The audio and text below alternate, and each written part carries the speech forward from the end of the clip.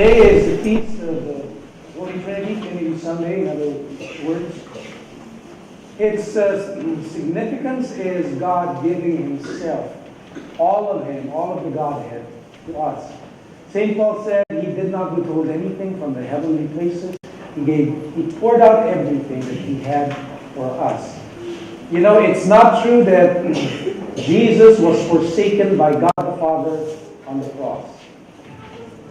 All the works of each of the persons of the Trinity, the rest are involved. In creation, it wasn't just Jesus who was active. It wasn't just the Father, it was the Holy Spirit. It was all of them. Let us make man in our image, the Bible says.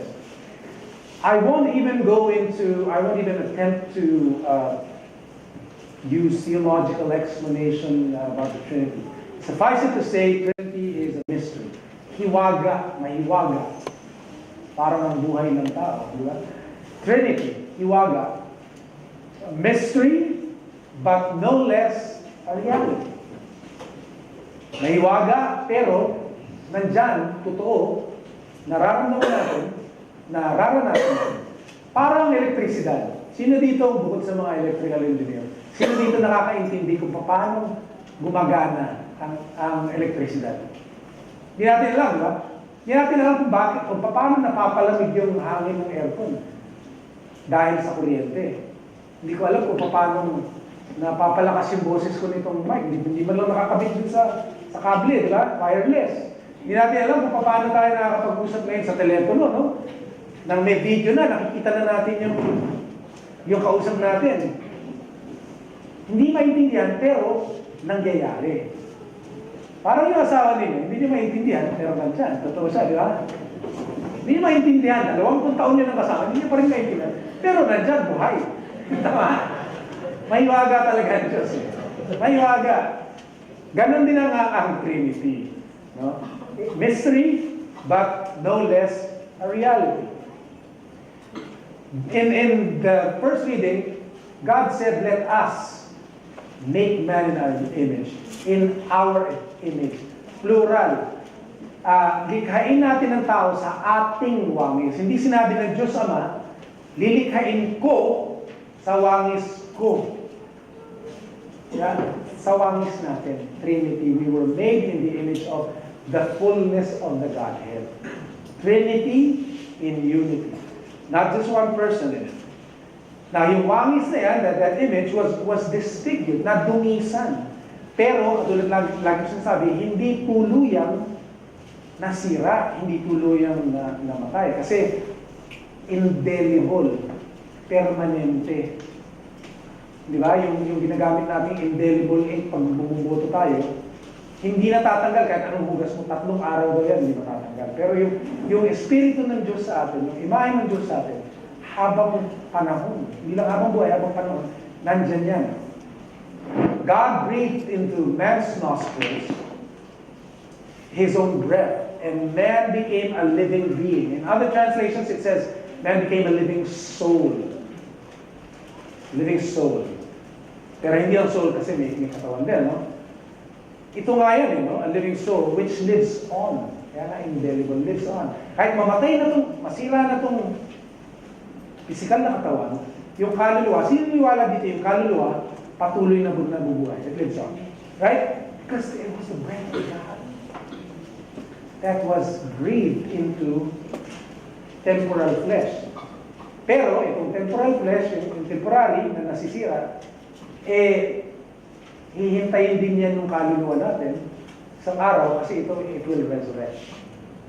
The physical body will resurrect to never again experience death or corruption.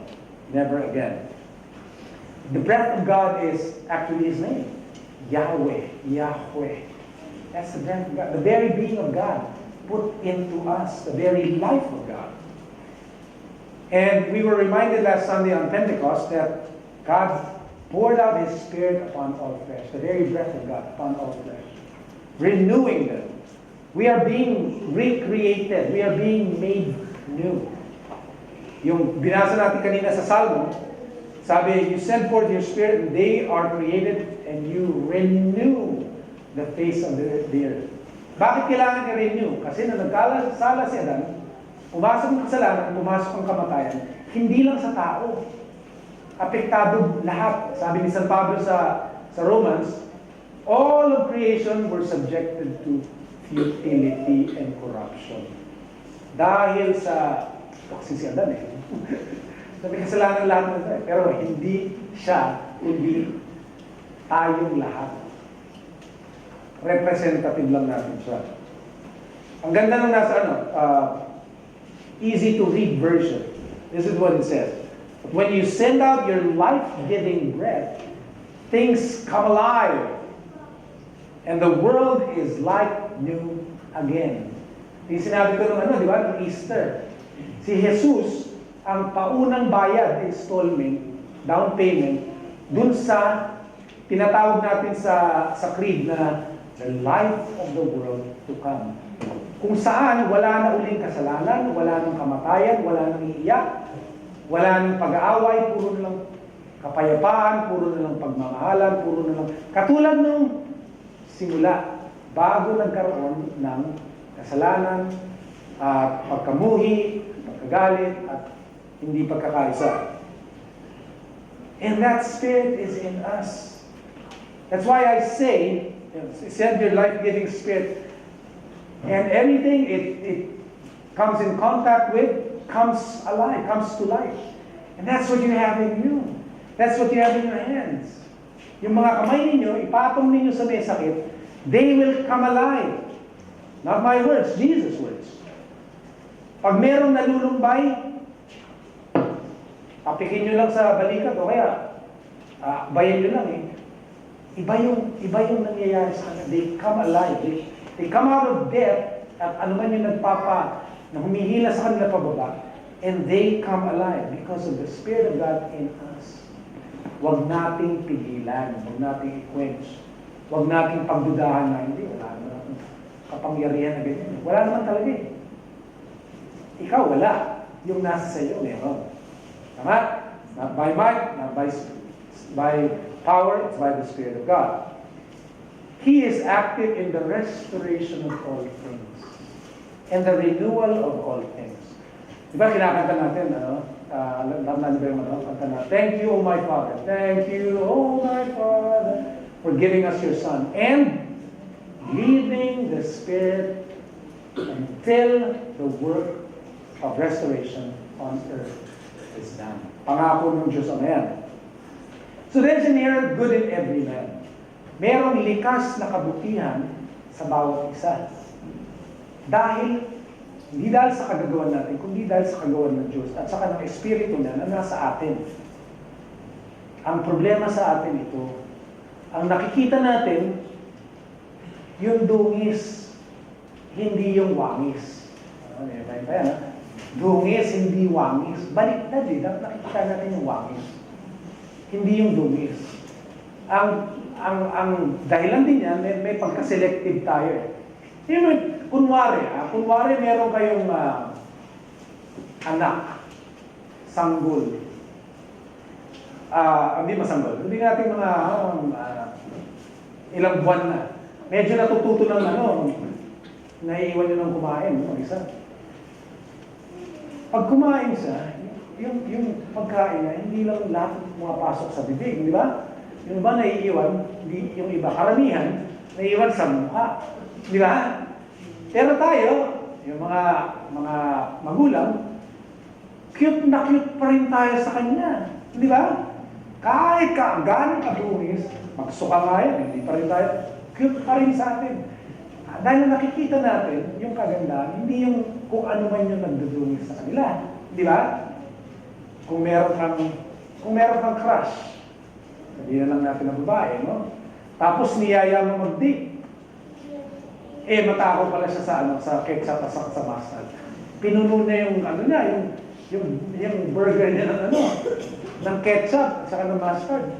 Kaya pagkagat niya, gumalag dito yung mga condiments, para sa nagkabigote ng kulay yellow at saka pula. Ikaw naman, nakangiti ka pa rin, di ba? ang ganda mo pa rin talaga. Di ba? Punasan mo ng konti yung ano. Hindi nyo na punasan na, maganda ka pa rin. Di ba? Pero ang kaaway natin, kahit kung todo make-up na yan, meron at meron pa rin tayo magpipintas. Di ba? Kahit kanino pa magpuntang beauty parlor na napakamahal na napakaganda na. Kung inis tayo, ang yung pangit ang nakikita natin. Ang baliktad, dapat nakikita natin ang imahe ng Diyos sa kanila. Recognize no one anymore according to the flesh. Recognize the Spirit of God, the Spirit of Christ in them. Yung maganda. Yung pangit, unti-unti pinupunasan ng Diyos yan. Tiwala lang tayo. Hindi lang dun sa kinaiinisan mo, kundi sa'yo rin. Huwag naman sana, pero as reality, meron din mga nayayabangan sa atin, naiinisan sa atin, di ba? Ganon din. Pero yun eh, ganon dapat. There remains the image and the semblance of the Trinity. The unity and Trinity. Tingnan nyo na lang yung mga katawan ninyo. Di ba napakaganda nung pag-function ng bawat parte, bahagi ng katawan natin. Di ba? Galing eh. Kagabi, no? Napuyat nga kami, no? Sinuportahan namin yung anak ko. Punta sila sa, parang recital na nila yun, yung dance nila. Kasi nag-aral siya ng kung ano yung mga modernong sayo ngayon eh. Ang kagaling, di ko alam kung paano. Hindi nababalian ng likod. Pero gumagalaw sila na parang, twerking na tawag nila. Basta ang galing eh. Ang galing eh. Yung isang lalaki doon, payat na, chick na. Parang kalansay kung gumalaw eh. Na parang puppet na meron na lubid. Ang galing mo, paano ginagawa yun? Tapos pagkatapos na magsumayaw, buhay pa rin. Nakakatayo pa rin, humihinga pa rin. Yun, ang galing eh, ang galing. Di ba? Paano sa loob ng 80 taon, hindi tayo nalolobat? Di ba?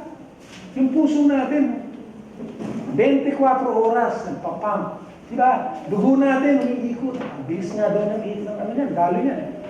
Di ba?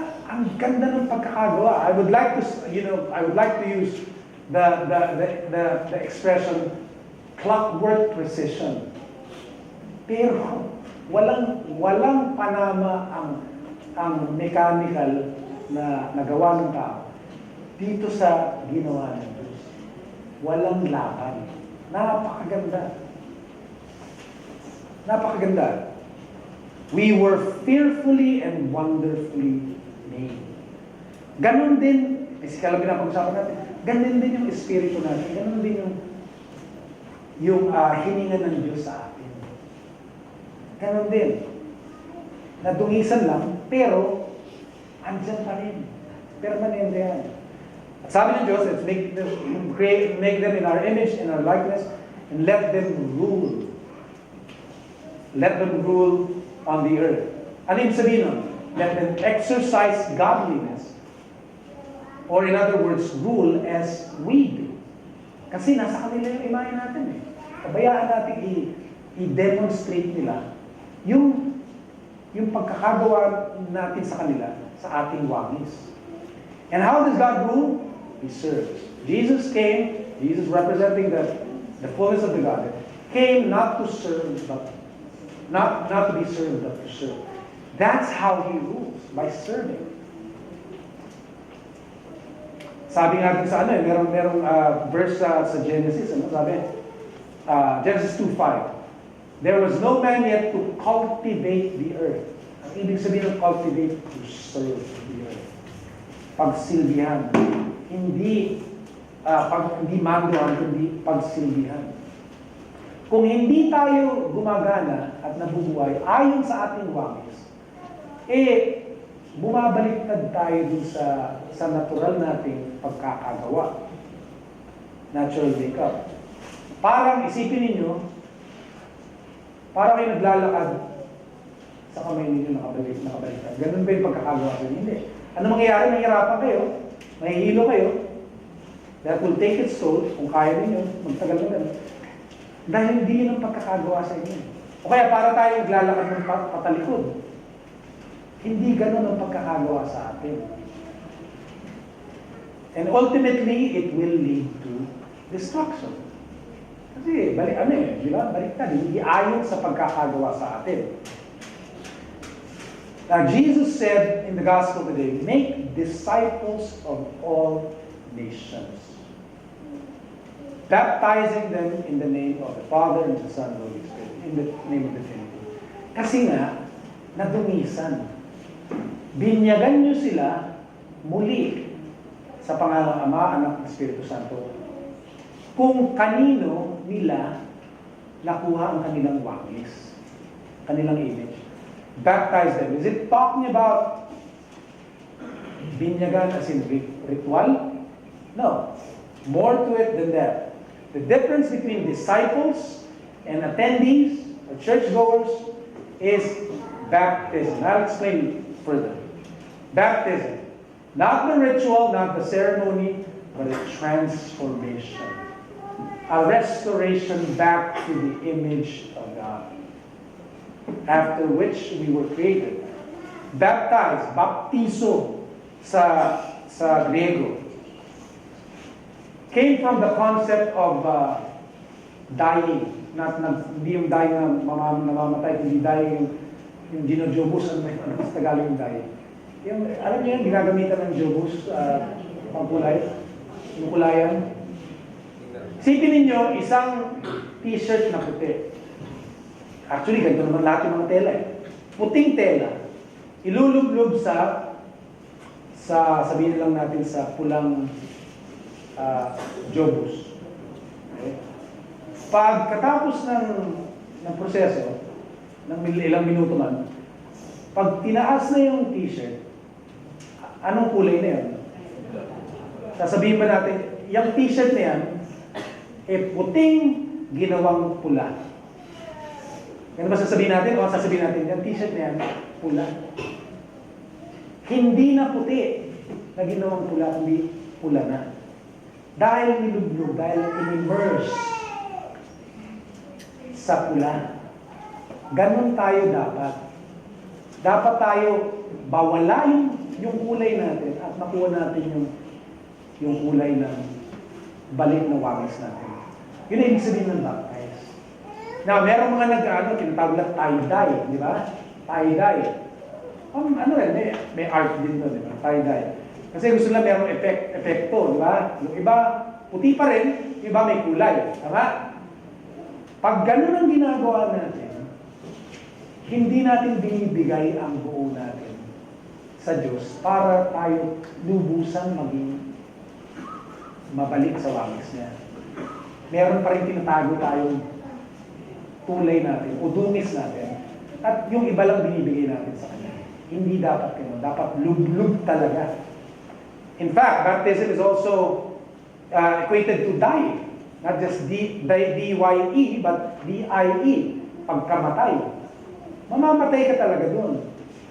Dahil pag umakyat ka na ulit, hindi na ikaw yung nabubuhay, kundi si Jesus na at ang Espiritu ng Diyos ang nabubuhay sa'yo. That's what baptism means. That is our mission. We don't invite people to be attendees of the church. We immerse them in the Holy Trinity. Which is why we are to decrease and God is to increase. Which is why we say, I want more of you, God. In fact, we want all of you. Yung isang kinakanta natin ng Pentecost. Spirit of God within me. Ang ilan mga yan, 5 na yan, 3 o 4. Merong isang common na verb na ginagamit yan, na prayer na ginagamit. Spirit of God within me possess this, my heart and mind, or my heart and hands, possess this life of mine, right? Possess everything in me. Possess. Ikaw na yung mag-take over. Hindi na ako. Mawala na ako, ikaw na yung pumasok. Para ikaw na yung makita. In our Christmas song, we sing, Adam's likeness now effaced. Burahin mo na yung wangis ni Anan, yung pagkakatulad namin sa kanya. Stamp thine image in its place. Palitan mo ng wangis mo. And it means to die. To self and to the old nature. At doon sa dungis, mamatay tayo sa dungis. At mabuhay tayo sa kanyang wangis. Yun ang ibig sabihin ng baptism.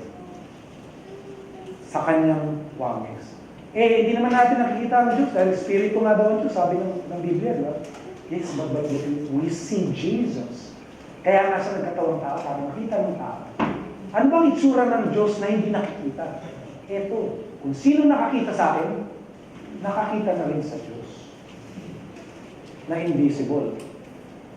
One theologian said, the incarnate Son of the Father, Jesus, is the end of our imagined, faceless, nameless, austere, arbitrary, omni-being who watches you from the infinite distance of a disapproving heart.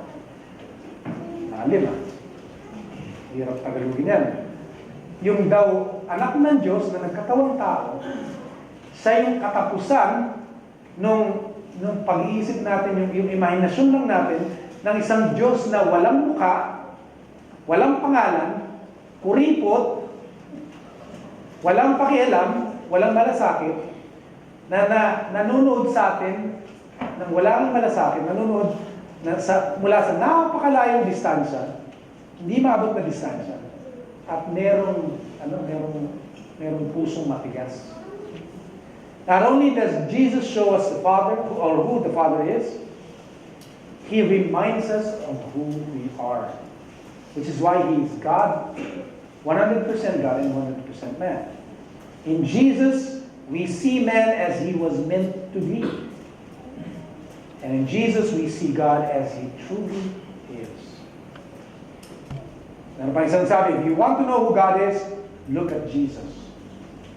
If you want to know what it means to be human, look at Jesus. If you want to know what love is, look at Jesus. If you want to know what grief is, look at Jesus. And go on looking until you're not just a spectator, but you're actually part of the drama which has Him as its central character. So, paano tayo magbabautismo? Sabi ni Jesus, baptize them in the name of the Father, Son, and Holy Spirit, teaching them all I commanded you. Lahat ng tinuro ko sa inyo, turo nyo sa kanila. All authority has been given to me as man. So I rule, you rule as well in like manner. Kasi nga itong tinatawag natin na Great Commission, yung gospel kanina, going to all the world, baptize all nations, make disciples of them. Yung Great Commission na yan is really simply a renewal of the Genesis mandate. Ano ba yung Genesis mandate? Yung kautusan dun sa Genesis 1:26, 27. Go forth into the world, multiply, fill the earth, subdue it, and rule over all creation. Yun. Pabalikin doon. Yun yung Great Commission. Again, how? Look to Jesus. How does He rule? How does He rule?